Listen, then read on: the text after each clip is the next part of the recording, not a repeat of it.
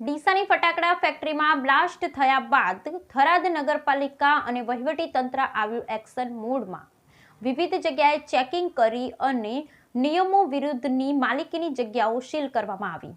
આજરોજ એસડીએમ જાની સાહેબ શ્રી, મામલતદાર શ્રી અને ચીફ ઓફિસર શ્રી વિપુલભાઈ પરમારના માર્ગદર્શન અને હુકમ બાદ ગઈકાલ તારીખ 8/4/2025ના રોજ સાંજના સમયે થરાદ નગરપાલિકા વિસ્તારમાં પોલીસ લાઇન પાછળ ખત્રીવાસમાં ટીમ સાથે રેડ કરતા બિન અધિકૃત અલગ અલગ જાતના 41 બોક્સ ફટાકડાનો જથ્થો મળી આવેલ હતો, જેમાં મકાન માલિક હાજર ન હતા અને તેમના ભાડુઆત હાજર રહ્યા હતા। ત્યારબાદ એસડીએમ સાહેબ, મામલતદાર શ્રી અને ચીફ ઓફિસર શ્રી વિપુલભાઈ પરમારના આદેશ અનુસાર ફટાકડાનો જથ્થો જપ્ત કરવામાં આવેલ। આજે તેમના વિરુદ્ધમાં થરાદ નગરપાલિકા દ્વારા એફઆઈઆર દાખલ કરવામાં આવેલ છે।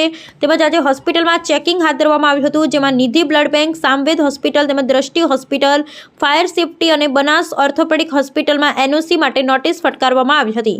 તેમજ અલગ અલગ ભંગારના વાડાએ જે ફાયર સેફટી સાધનો ધરાવતા ન હતા તેવા 5 એકમોને સીલ કરવામાં આવ્યા હતા।